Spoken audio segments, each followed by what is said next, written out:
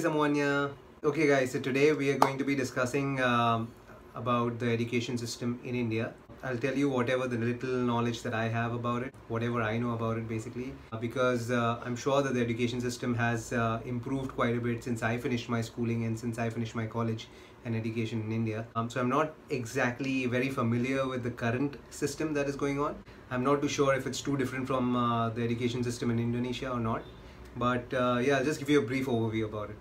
Okay. Berbicara mengenai pendidikan atau education system di India, aku punya sesuatu yang cukup menarik nih buat teman-teman yang pengen aku kasih tahu ke teman-teman. Nah, aku kemarin itu kenalan sama alumni dari Aligarh Muslim University di India. Itu beliau menyelesaikan studi S2-nya di India, di mana beliau berasal dari Aceh. Namanya Kak Anggi, dan beliau menyelesaikan studinya di India lalu pulang ke Indonesia dan menerbitkan sebuah buku bagaimana perjuangan beliau untuk masuk ke universitas di India. Beliau menjelaskan kehidupan di India dan segala macamnya, biaya hidup, bagaimana suasana di sana, bagaimana suasana kampusnya, bagaimana dosen-dosennya, cara belajarnya, dan banyak sekali yang dijelaskan dalam buku itu. Aku bakalan liatin ke kalian bukunya, nanti ada di gambar ini. Nah, aku nggak punya buku fisiknya, aku cuma dikirim e-book gitu sama Kak Anggi. Jadi Kak Anggi ini menuliskan buku itu sesuai dengan pengalaman beliau pribadi. Perlu aku ceritakan nih ya guys ya, sedikit aja mengenai buku Kak Anggi ini. Jadi beliau ini melanjutkan pendidikan S2-nya itu di India karena beliau itu benar-benar yang namanya Bollywood lovers, kayak semua tentang India itu beliau sangat tertarik gitu loh. Jadi Kak Anggi itu mulai melanjutkan pendidikan di India ketika beliau sudah menikah dan punya seorang anak berusia 1 tahun. Kalian bayangin guys, jadi Kak Anggi pergi ke India, ke Aligarh, karena itu benar-benar suatu keinginan yang sangat-sangat besar dari hati beliau. Jadi Kak Anggi juga orang yang sangat pintar dan sangat-sangat tertarik kepada dunia pendidikan. Jadi beliau dengan nekatnya pergi ke India membawa bayinya yang berusia 1 tahun, lalu belajar di Aligarh Muslim University. Jadi aku benar-benar kayak kagum gitu loh, kayak amazed banget pas baca bukunya. Aku udah baca bukunya sampai habis, bener-bener itu aku bener-bener ketagihan banget. Aku cuman menyelesaikan bukunya itu cuman dalam 1 hari, ya nggak sih? Yeah, she was not even talking to me. She was just too involved in the book, and I think she really enjoyed reading that book. To be honest, I've never seen her this involved in reading a book. Iya, aku adalah pribadi orang yang nggak suka membaca. Aku paling males banget baca buku. Tapi kalau aku suka bukunya, aku benar-benar nggak bisa berhenti baca bukunya sampai habis. Ini benar-benar worth to read banget, benar-benar bagus banget guys. Kalian pasti bakalan penasaran. Kalau kalian udah baca bukunya dikit aja, itu pasti bakalan penasaran buat lanjutin lagi dan lagi. Dari aku pribadi ya, ini bener-bener recommended banget buat kalian yang benar-benar pecinta India, atau kalian benar-benar yang punya semangat buat belajar untuk melanjutkan pendidikan kalian gitu. Kalian wajib banget baca bukunya Kak Anggi, dan semua di buku itu lengkap banget. Itu ada harga berapa sih lanjutin kuliah S2 di India itu, katanya murah banget, dan harganya cuma 73.000 guys. Kalian juga bakalan dapet gantungan kunci Taj Mahal sebagai souvenir dari pembelian buku tersebut. Kalian kalau mau pesen bukunya, kalian tinggal DM Kak Anggi di Instagramnya. Aku taruh Instagramnya Kak Anggi. Kalian juga bisa chat Kak Anggi atau tanya-tanya soal apapun kayaknya. Alright. So I'll just share whatever knowledge I have about the Indian education system with you guys, because in the recent past there's not been any kid that has graduated or finished their education from our family. I was the last one to do so.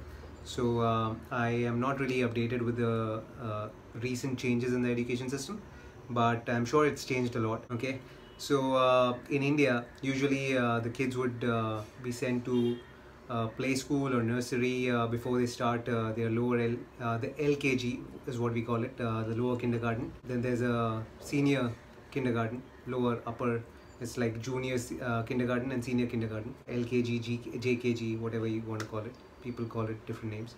So kids usually get enrolled into LKG at the age of around 3.5 to 4 years. Then every year obviously they progress And the Indian education system can be called as a 10 plus 2 plus 3 or a 10 plus 2 plus 4. So we have the initial 10 years, the first decade of a child's life is considered as very important. It's like the forming, it's like the initial stone for building a good building, right? There are different boards of education in India. There are many different boards. CBSE is the most preferred board of education. Then comes ICSE. Then there is IB schools, which are International Baccalaureate. There is the state boards. Okay, so every state has a different board. It goes this way, you know, people get into LKG, upper KG or senior KG after that. The first grade to fourth grade is considered as the primary school over here. Primary. Okay, I don't know what you call it over there in Indonesia. SD kali ya, SD.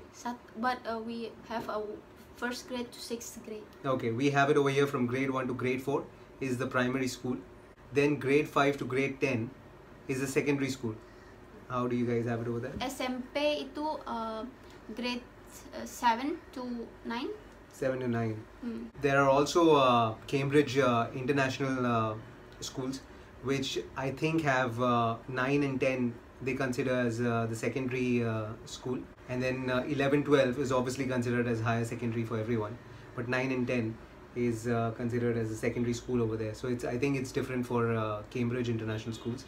They have A-level examinations at grade 9 and 10, I guess. 10th year is considered to be like the most important year for a child's life, actually, but I don't think it is that important, to be honest, because people pressurize their kids a lot, saying that, okay, this is the 10th board exams, you know, they call board exams. And earlier, when I was in school, I know that there were very sad stories we've come across, you know, people, kids committing suicides because of the pressure that the parents used to put on them, because it was the 10th year of their schooling, and it was considered as a very important milestone in their life, basically, because after the 10th, what you score is on the basis of that you get an admission into a junior college. So basically how it works over here is that after finishing 10 years of education in your school, you move into a junior college.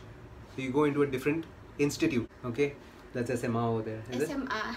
Depending on that, the 10th grade exams, the results that you get, you will get an admission into a good college, which is like a make or break sort of thing for your career, which I really think is not that important. 10th grade, parents should really not pressurize their kids at the age of 15, because I think even if you don't get that good grades, even if you go to a different college, if you are meant to do well, if you're destined to do well, if you have that determination, you can later on improve yourself, right? Life is all about improving every year, every day. Yes. In fact, right? Every day you get to learn something new, and learning never stops. So I think they need to stop pressurizing. After 10th, they have many cutoffs on the basis of which you can probably get into a good college. If you don't get into that, you'll get into another college which is not considered as very good. So I understand that the environment does play a big role. Like the kind of kids you might meet in those colleges might be a little different. They might not be that determined in their life as the kids that have scored very well might be so determined, you know. But I've seen many students from my school itself that scored very good in their 10th grade, but then later on they just, you know, their grades just kept dropping. 11th grade, 12th grade, they just kept dropping, and then they were not interested, you know. It all depends on the person's interest eventually. By the time they, you know, reach 15, they already have discovered what they're passionate about, probably.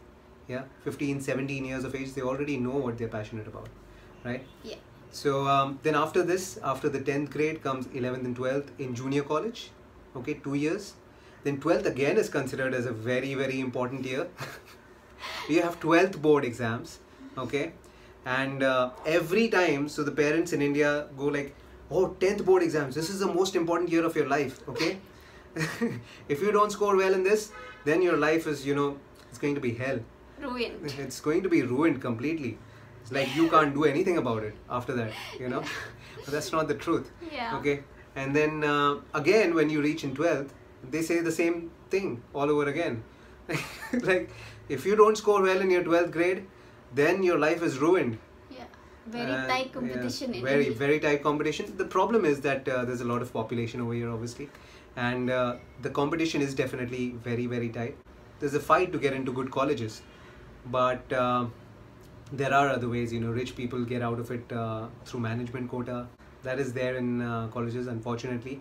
So people with merits get left out sometimes, and people give donations and they get in.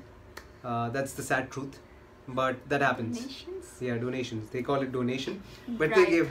That's actually bribe in a way. That happens. That's the sad truth of the education system over here. Then after completing 12th, you score good. You get into there's two main streams in India, which are obviously you all are aware of. The entire world is aware of. And India produces a lot of engineers.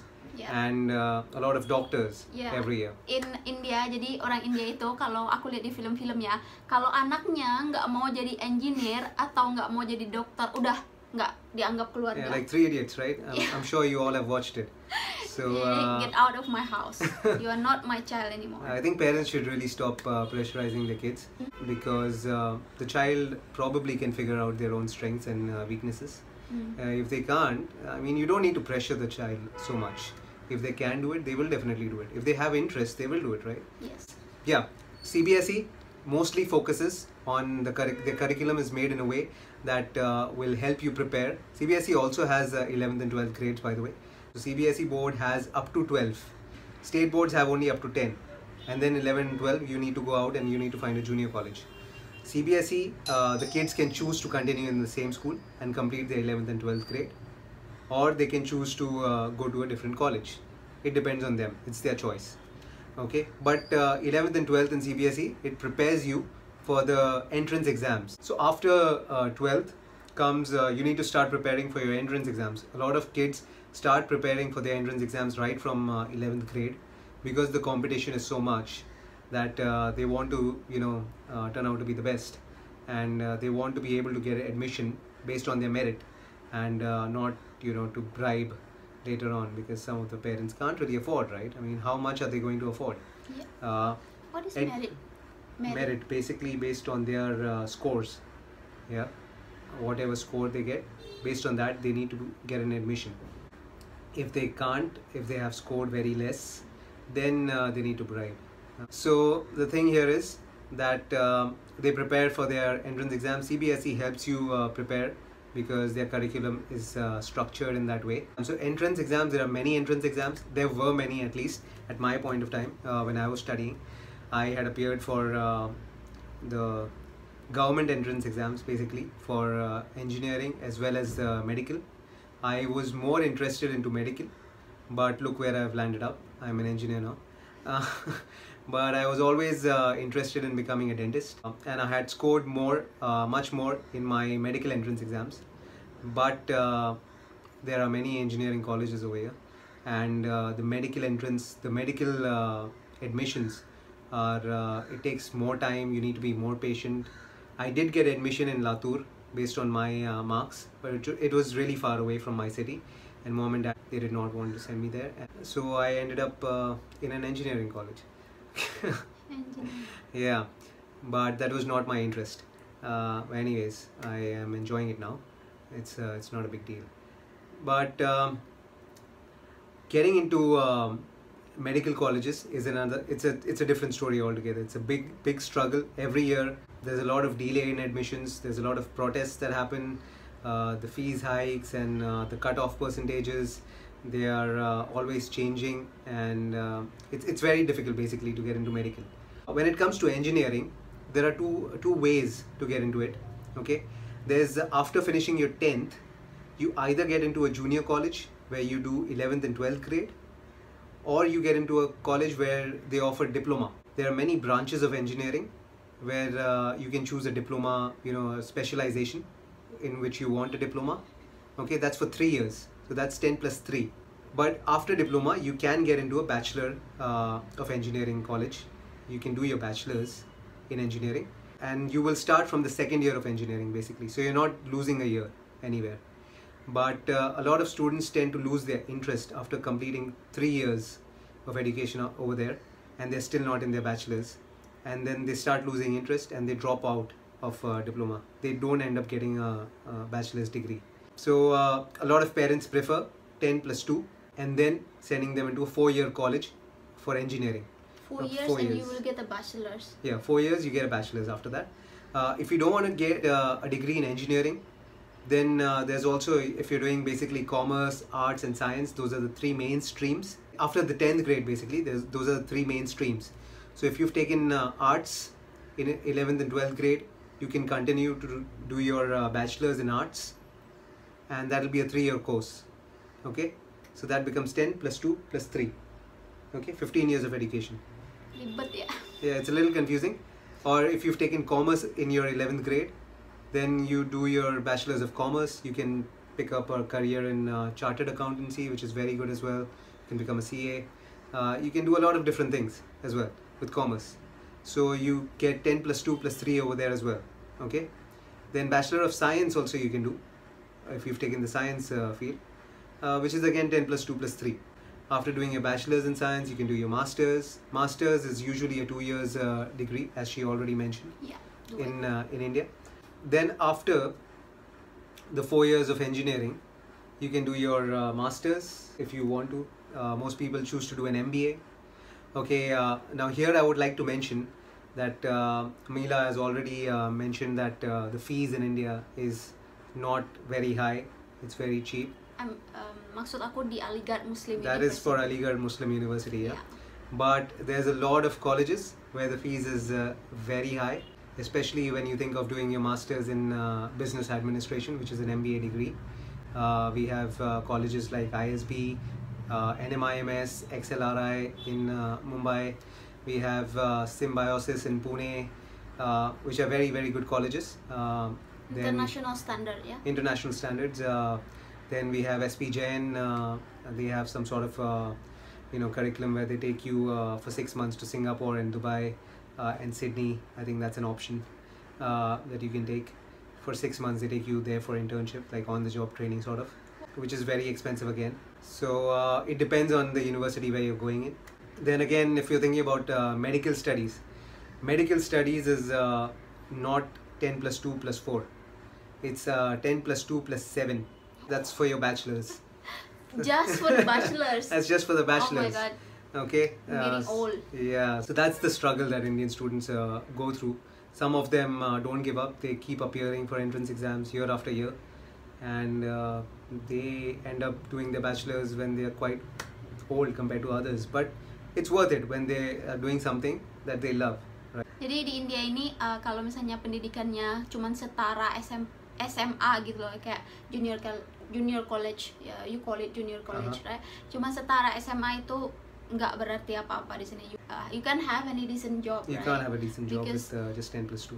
Ya, kalau misalnya di India ini pendidikan itu sangat-sangat penting. Kalau misalnya orang ini lulusan dari universitas ini bakalan diperhitungkan banget kalau mau mencari kerja. Kalau cuma tamatan SMA nggak bisa. Yang setara SMA itu kayak susah banget dapat pekerjaan bagus gitu ya. Yeah, they won't even invite you for an interview. So just forget about it if you're 10 plus 2. Because there's too much competition, right? There's so many people who are completing their graduation. When they can get someone who has completed their graduation for the same amount of money, why would they take you when you've done 10 plus 2 is what they think. Yes. It's what the companies think.